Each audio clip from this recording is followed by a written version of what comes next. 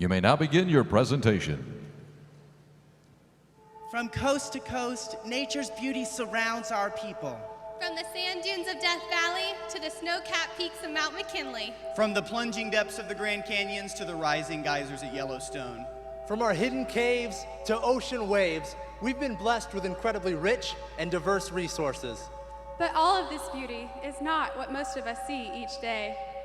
Instead, we see usable materials being thoughtlessly discarded into landfills, slowly destroying our environment.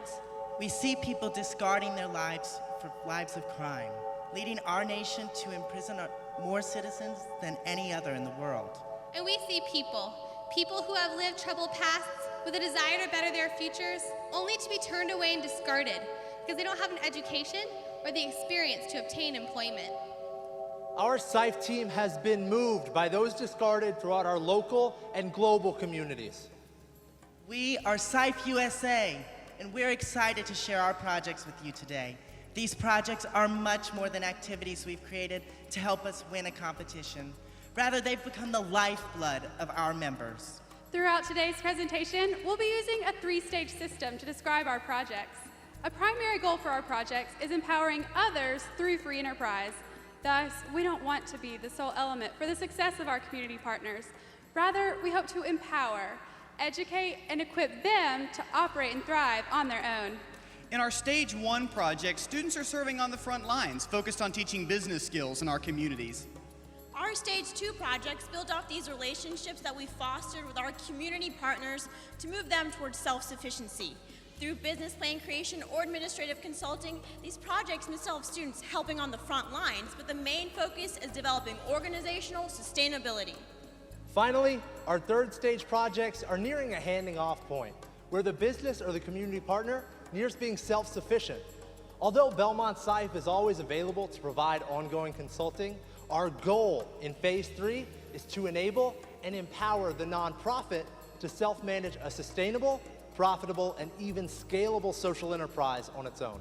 This year, our team has worked with 15 separate projects, including 6 projects in Stage 1, 7 projects in Stage 2, and 2 projects that have transitioned into Stage 3. Unfortunately, we only have time to discuss 4 projects with you today. Thus, we'll start with the Stage 1 project, Philanthropies. Across our city, a multitude of nonprofits exist to help people in need.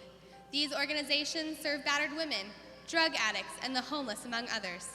While these organizations specialize in meeting the immediate and specific needs of their members, they struggle to provide long-term assistance in finding a career for those broken by life's hardships. To help meet the needs of nonprofits throughout the Nashville area, one of our SIFE students, Andrew Bishop, created Philanthropies, a nonprofit that specializes in providing career and skill-based education to groups throughout our community. By developing multiple curricula and establishing a deep group of specialized volunteers capable of teaching multiple areas, this organization takes the spirit of SIFE and amplifies its reach far beyond our campus, surpassing the impact our team alone could provide.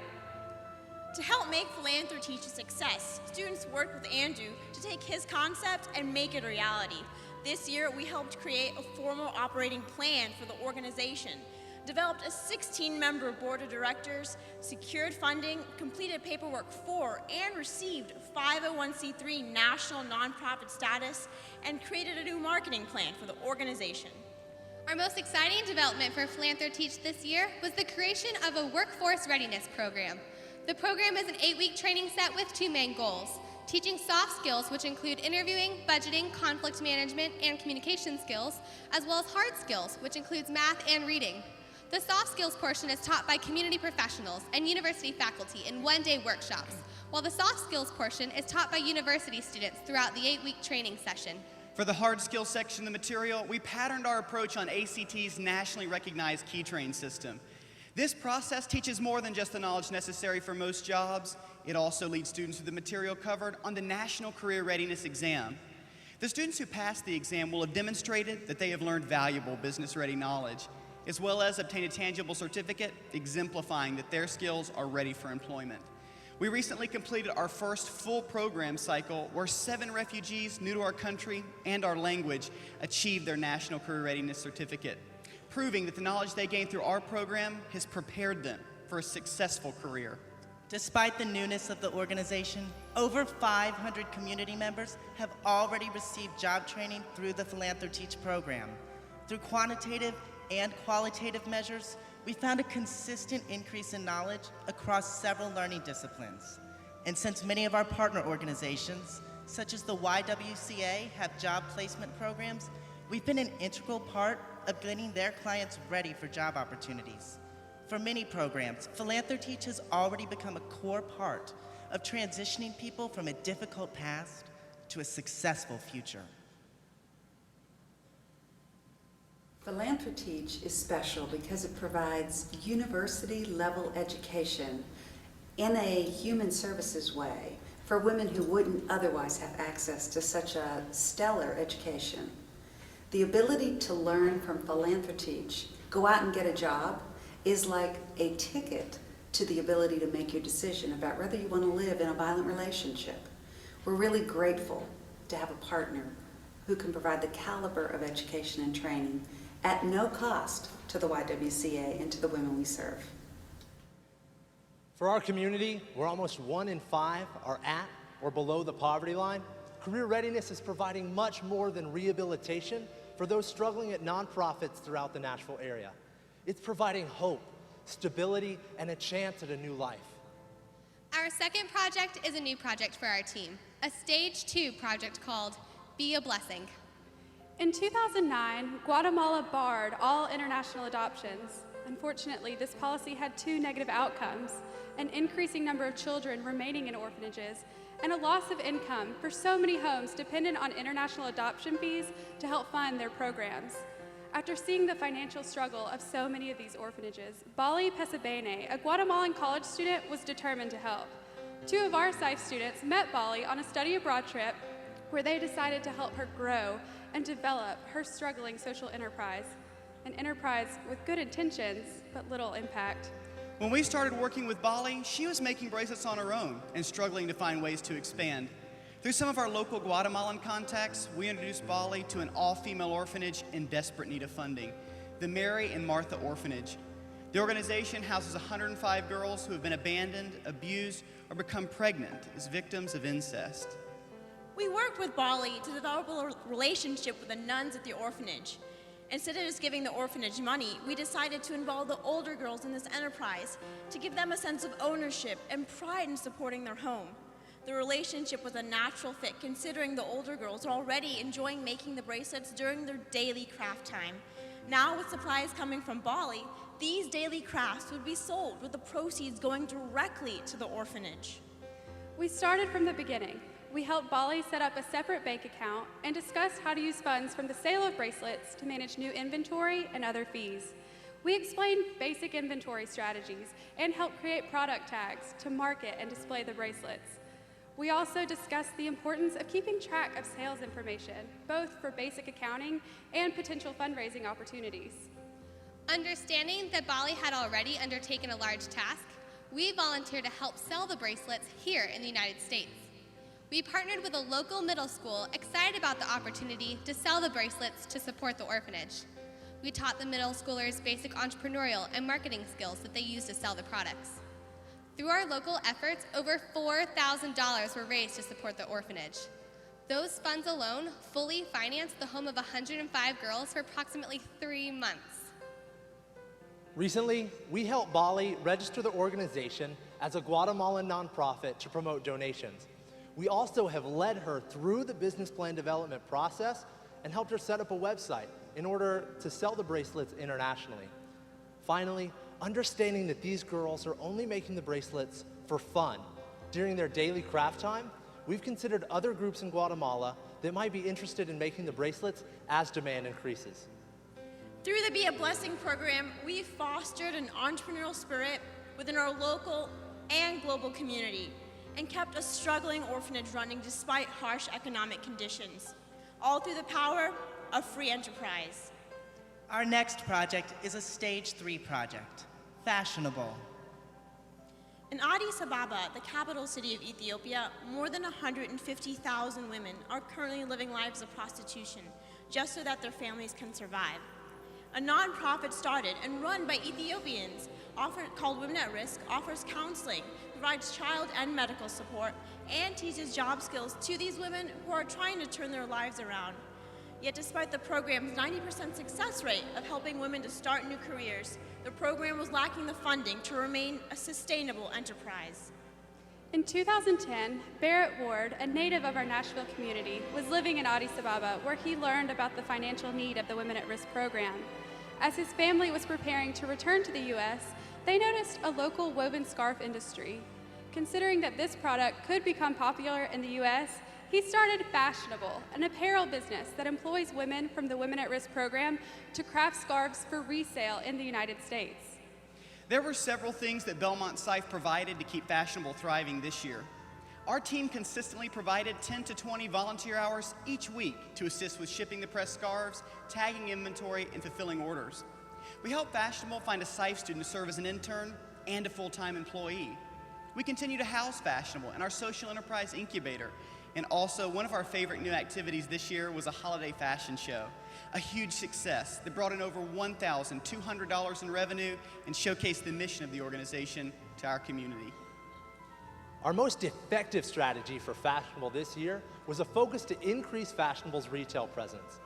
By visiting apparel markets in Atlanta and LA, our SIFE team increased the number of store locations for Fashionable products from 70 to 254 retailers.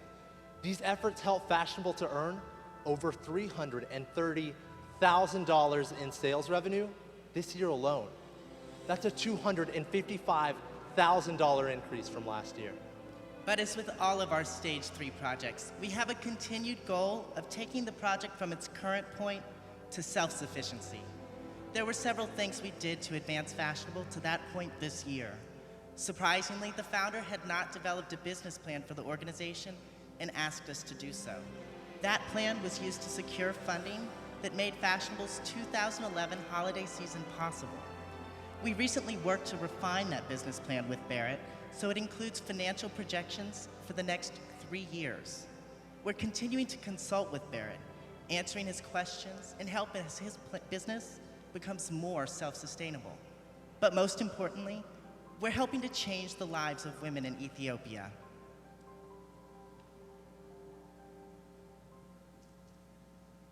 My name is Bizuaya, and I don't have any sisters or brothers. My parents passed away, and I was very lonely. I was 18 years old when I started it, and I learned about it through my friends. It was a very sad life.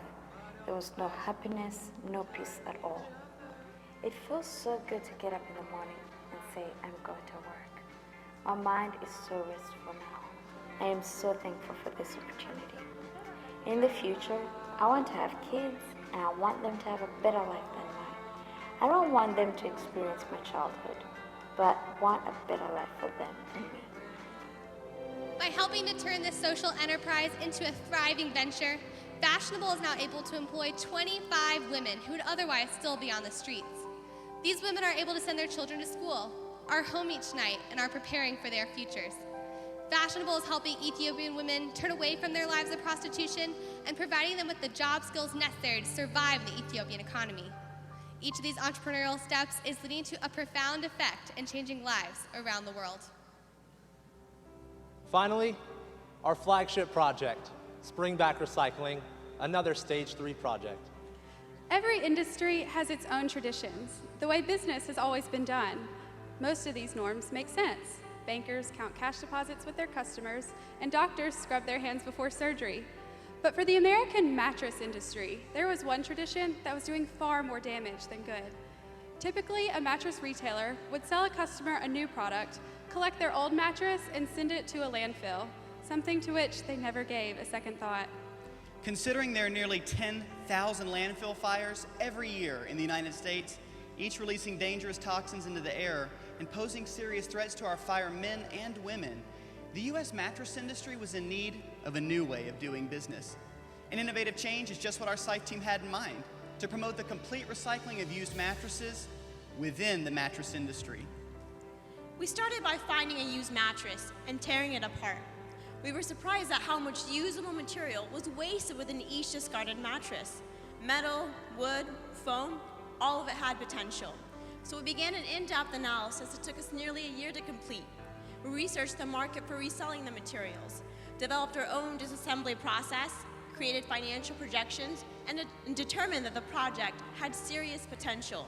We then developed a thorough business plan that earned $2,500 in seed money at a national business plan competition that finally allowed us to pilot our business. While we were excited about the opportunities this new business venture had to provide for the environment, we were also excited about the opportunities it had to help the community. We knew from the start that we wanted to work with employees who could use this job as a way to turn their lives around. After meeting with groups throughout the community, we found one organization working with formerly incarcerated men trying to reintegrate back into society. For many of these men, not finding proper employment can mean falling back into their old lives of crime. Nationwide, nearly 50% of formerly incarcerated men are unemployed. And without employment, 67% of these men will find themselves back in prisons within just 3 years of being released. A detriment not only to their futures, but one that costs taxpayers more than $23,000 a year for each inmate behind bars. You know, somewhere between 75 and 80% of people arrested without some sort of intervention, some sort of assistance, are going to return to jail. I couldn't find a better relationship to have with a program outside of the Sheriff's Office, and we're very, very proud of what's working. You know, I think it's the best example, really, of a way to show men who are in the system how to get started in the life outside of the correctional system. And so, although we need Dale in our community, we also need Springback to help not only the environment in the community, but the men who we see going out of the door of the jail every day. When these men find jobs, they gain more than financial stability. They find friendships, a welcome place in the community, and a purpose, something that many released felons never find. After meeting these local men, we knew this was going to be a powerful partnership. As our business began to grow, not only did we continue to develop the business, but we also invested in the lives of our employees. We know these men have potential beyond just disassembling mattresses, so we began training them in leadership, as well as accounting and inventory management to prepare them to manage the business. We've also worked with men interested in furthering their education. Specifically, we walked one employee through the college admissions process where he was accepted and earned all A's in his coursework. Most importantly, we've developed relationships with these men, encouraging them, building their confidence, and establishing friendships, showing them that they're not alone. This spirit goes far beyond the warehouse. We've shared holidays together, meals in our homes, and one of the men even invited us to his daughter's wedding. This year, Springback impacted the lives of 20 men. Financially, we earned $110,000 in revenue. Environmentally, we've recycled over 550,000 pounds of raw materials by diverting over 15,000 mattresses. That's enough mattresses to scale the top of the Washington Monument 23 times. A question could be asked in the world of philanthropy, is it sustainable to be sustainable? With the success of Springback Recycling, the answer is yes. In attempts to grow our business even further, we focused on two key areas: increasing our mattress supply and licensing our business to organizations in other cities. First, by reaching out to universities, landfill owners, and retailers, we've increased our weekly supply from 80 to over 500 mattresses. This month, we bid a contract with the U.S. government to disassemble 13,000 mattresses from 2 naval aircraft carriers as a pilot for a long-term, more expansive relationship to eventually include other vessels and military bases. Additionally, we have an agreement with Waste Management Corporation to be their sole mattress recycler in the southeastern region. All of these efforts will ensure the long-term sustainability of Springback's mattress supply. To prepare for licensing expansion, we created a separate nonprofit entity, Springback Recycling, and named our pilot organization Springback Nashville. We consulted with an operations expert and developed a 200-page operations manual. We also consulted with lawyers on legal ramifications for licensing, solidified marketing expansion materials, and negotiated licensing opportunities in 6 other cities. In fact, we're proud to say that Springback, Colorado is now up and running and has already processed 1,100 units. Well, basically, I learned everything about running a small business and doing the books. I'd never done anything like this before. You know, I feel like I'm doing that. And plus, in the position that I'm in, working with employees every day and knowing their backgrounds, I'm seeing the lives of. I was incarcerated and I was going through the work release program, just keeping me away from the street life out there selling drugs, and it just motivated me. I know I can do much better. But prior to this, it's been very difficult for me to find a job, being that I've got a felonious background. You know, this program has given me the opportunity to not only get back on my feet, but with a decent, job to, help me take care of my family. Overall, our team could not be more proud of completing this seemingly insurmountable task. We believe this project is the culmination of everything that SIFE stands for. Socially, understanding the difficulty of finding a job in a tough economy, we hired and trained unemployed, formerly incarcerated men and provided them with a purpose and a welcome place in our community.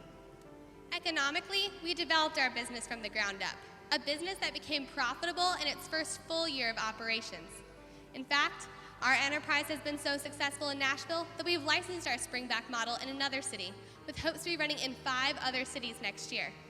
Our community has been so impressed by these results that our project was featured on a national public radio program to over 14 million listeners.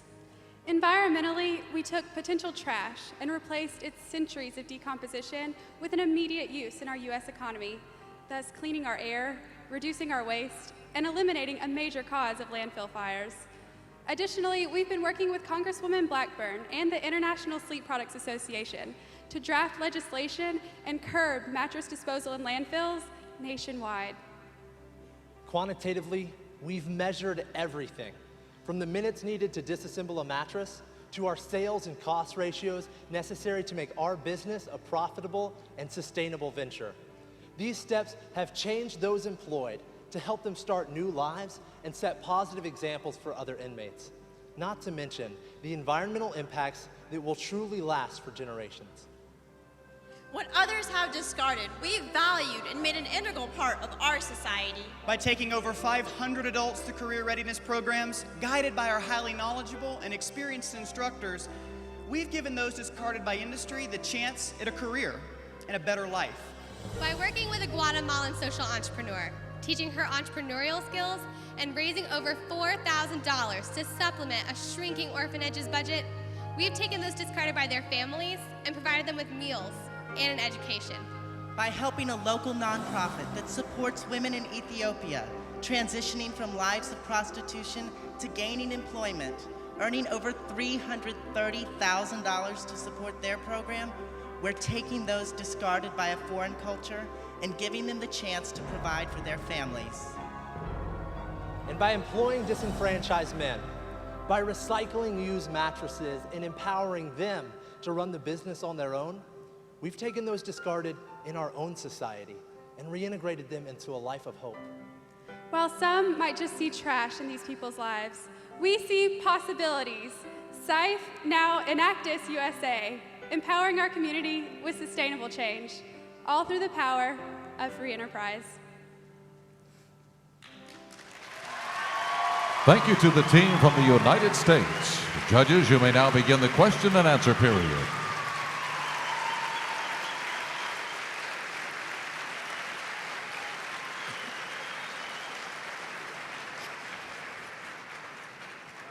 Hi. I was just wondering, you mentioned you had 20 people working on the Springback project, and the revenue was $100,000. That didn't jive with me. Could you explain how much you pay these men and how the finances work? Yeah, I can take that. We pay these men $8 an hour, and with plans to increase that wage to $10 an hour. The finances, basically, with each mattress, we have revenue on both streams. First, on the first part, we get revenue from our mattress retailer, which ranges to $4 to $5 per mattress. On the back end, once we disassemble the mattress, into its composite materials like the metal, the foam, and the cotton, that averages out to be $4 a mattress. So averaging out, we get $8 to $9 in revenue. As far as our expenses go, we have $4.75 in variable expense and $2.50 in fixed costs, leaving us a margin, a profit margin of $1.75 per mattress, or about 22%. Now, since February, we have earned $88,000 over $110,000 in revenue because of three things: our increase in efficiency in breaking down a mattress, our increase in our revenue per scrap metal that we've gotten because the prices have gone up, so that we're getting more cents per mattress, as well as an increased number of supplies in the mattresses. Hello. Obviously, a key part of your projects have been finding good partners in the Ethiopian project in Guatemala and indeed with the Zaya, with the prisoners. How do you do the search for partners, and do you have many kind of dud partnerships that don't work, and how do you make sure they do work? Sure, I think finding a fitting partner is one of the biggest keys to our success. Each year when we're gearing up and looking at potential new partnerships, we want to make sure that it's a good fit between the needs of the nonprofit partner and the skill set that our team is able to provide. So we usually do a very thorough needs assessment for each potential community partner and then make sure that's a good fit for our team and what we're able to provide. And just to add to that, one thing that we developed was that three-phase tiering system, because a lot of people come to us in need of help, and a lot of people come to us in wanting of the expertise at our university.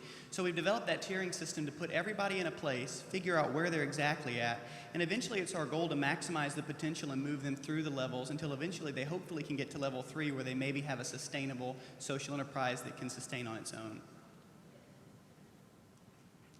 Congratulations on your success. A question on the Be a Blessing. How do you, you've done some fundraising, how do you keep that going? What's sustainable about that? It's actually very sustainable, which is extremely exciting to us. In Guatemala, Bali Pesabene runs Be a Blessing on that side of things. So she's selling the bracelets in the drugstore chain there, which is similar to like Walgreens here or something like that. So she's selling the bracelets there as well as in the city. Here, 4 U.S. schools, middle schools and high schools, sell the bracelets to their classmates, to their families. The students sell them.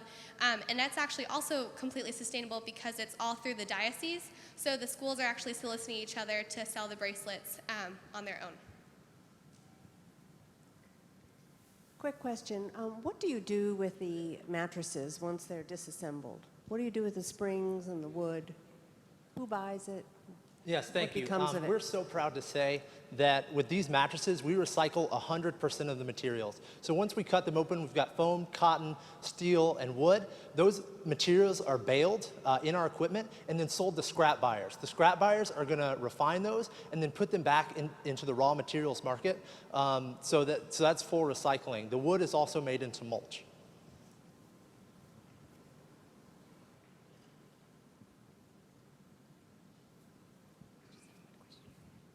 Yes, you mentioned that you're going to roll out Springback to possibly 5 more locations next year. How are you going to scale that up? Who's going to actually be the team on the ground to make that possible? Yes, sir. That's an incredible question. We obviously believe in sustainability, and so we've set up a nonprofit organization that's in charge of the entire licensing model. College students have 2 to 4 years to make an impact, and we want the Springback licensing model to go far beyond that. So the nonprofit has a board. Your time has expired. Judges, please join me in thanking the team from the United States, Belmont University.